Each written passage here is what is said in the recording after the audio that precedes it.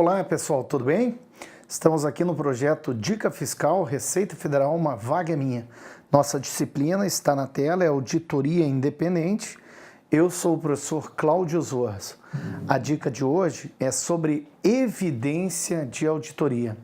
É a dica número 25.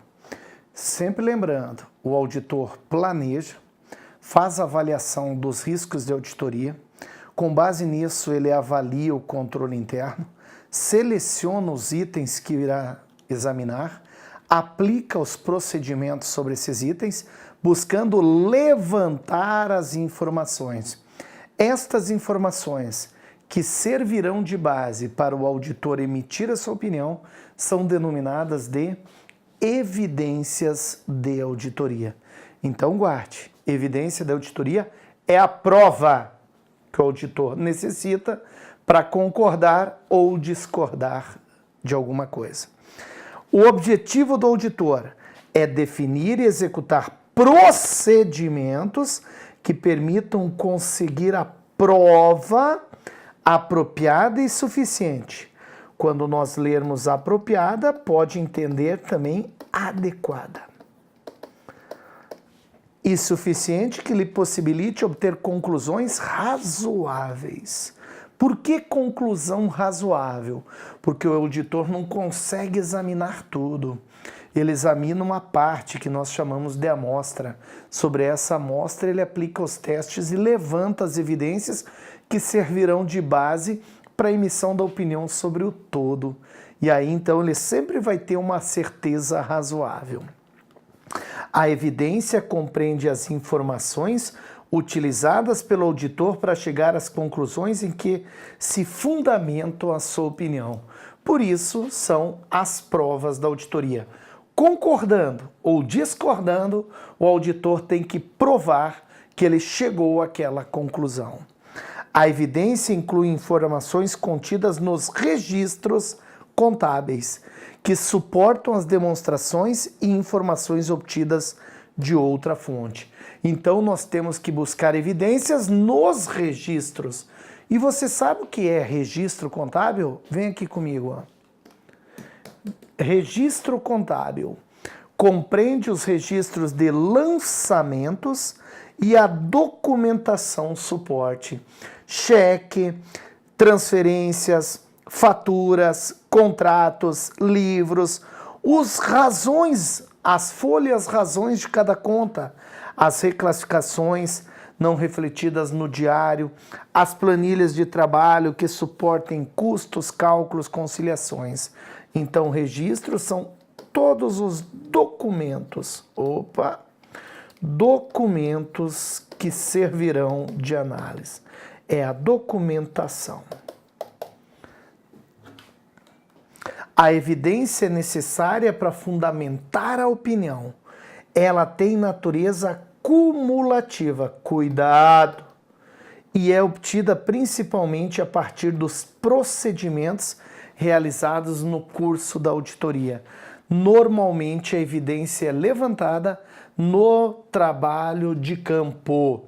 Cuidado, ela tem característica cumulativa, várias informações. E aí nós temos uma questão. Várias informações formam uma evidência, né? Contudo, ela também pode incluir informações obtidas de outras fontes, como auditorias anteriores. Evidência pode ser obtida de documentos internos, externos, de documentos dessa auditoria, de documentos de auditoria passada. O que importa é que o auditor deve ter prova de que aquela informação está verdadeira ou não. Obtém-se uma segurança quando o auditor obtiver evidência de auditoria adequada e suficiente para reduzir o risco de auditoria a um nível aceitável. Risco de auditoria surge pela avaliação do auditor em relação ao controle interno. Quanto maior for o risco de auditoria, mais evidências ele tem que buscar. Essa é a regra. A suficiência e a adequação da evidência estão interrelacionadas. Vamos ver o que quer dizer isso? Suficiência é a quantidade. Você está suficiente? Não, para mim está suficiente. Então a quantidade já chegou. Suficiência é quantidade, a adequação é qualidade. Vejam, a quantidade da evidência necessária é afetada pela avaliação do auditor em relação aos riscos que ele imagina existirem nas informações. Quanto mais elevados os riscos, maior a probabilidade de que seja exigida mais evidência. É a regra básica. Quanto pior for o controle interno, mais o auditor vai ter que trabalhar. Lembram? Risco de auditoria, de distorção relevante, inerente de controle. Se o controle interno é falho, o auditor vai ter que trabalhar mais. Quanto pior for o controle interno, mais evidências o auditor vai precisar. E também é afetado pela qualidade de tal evidência. Quanto maior a qualidade, menos evidência. E aí nós vamos ver que a qualidade está relacionada com a adequação. A obtenção de mais evidências de auditoria, porém, não compensa sua má qualidade. Típica questão da ISAF, galera. Então, a auditoria é avaliada quanto à suficiência e à adequação. Suficiência é a quantidade. A adequação é a medida de qualidade da evidência. Qual evidência é melhor? Uma entrevista é uma boa evidência? Ou você gostaria de confirmar com as pessoas de fora? A evidência é a prova, né? Isto é, sua relevância e sua confiabilidade para fornecer suporte. A qualidade está vinculada diretamente à força da prova. Por isso, a confiabilidade da evidência é diretamente influenciada pela sua fonte.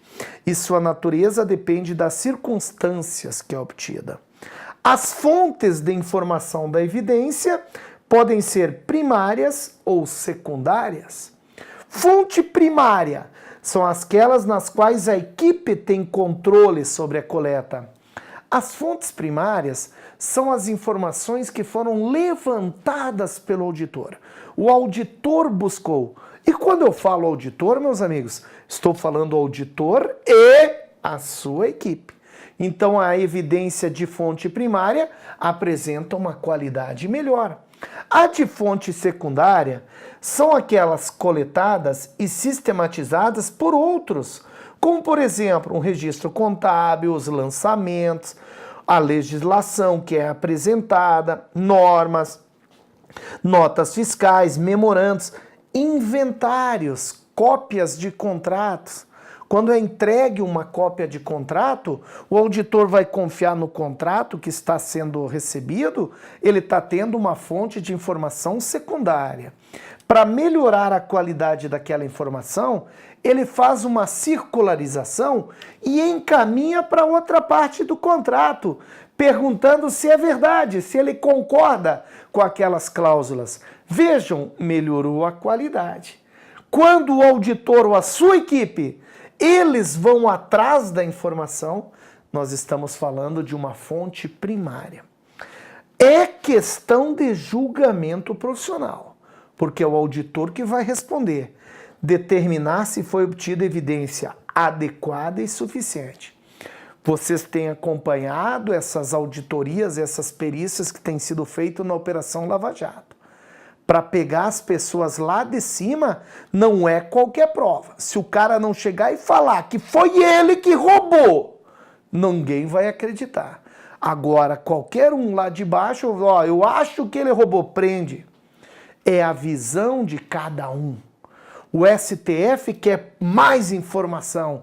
O juiz lá embaixo, olha, tá indício, então prende. Assim é uma análise de auditoria, inclusive nos tribunais, senhores. Vocês não pensem que não. Muitos auditores encaminham seu relatório, o responsável pelo tribunal diz, olha, não considero essa evidência adequada, preciso de mais. É a questão do julgamento profissional de quem está tomando a decisão. Contudo, geralmente obtém-se mais segurança com evidência obtida a partir de fontes diferentes ou de natureza diferente da evidência, que a partir de itens de evidências considerados individuais. O que quer dizer isso? Se você conseguir fazer a triangulação de informações e essas informações se complementarem, é bem provável que a evidência é mais adequada. É lógico, do que obter uma informação só. Por exemplo, informações corroborativas, é isso que eu falei, que se confirmam, obtidas de uma fonte independente da entidade, podem aumentar a segurança que o auditor obtém da evidência de auditoria gerada internamente. Quando o auditor vai atrás, fonte primária. Quando ele recebe, fonte secundária. A informação confirmada externamente é mais forte que a informação internamente. A finalidade da evidência representa o que o auditor quer provar. Existem vários tipos de evidências. Vem aqui comigo. Física, que é uma nota ao acompanhamento, uma fotografia. Testemunhal, uma análise, uma entrevista. Analítica, cruzamento de informações. Documental, a cópia de um contrato. Ou corroborativa, quando uma evidência confirma outra. A circularização é uma evidência corroborativa, de confirmação. Beleza, meus amigos? Até a nossa próxima dica. Um abraço e sucesso!